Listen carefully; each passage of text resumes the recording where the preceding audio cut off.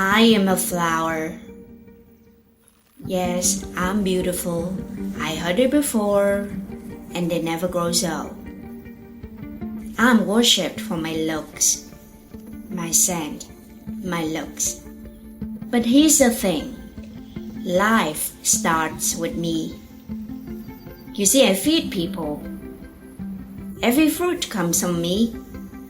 Every potato, me. Every kernel of corn, me. Every grain of rice, me. Me, I know, but it's true. And sometimes I feed their souls.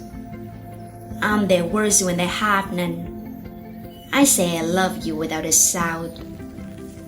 I'm sorry without a voice.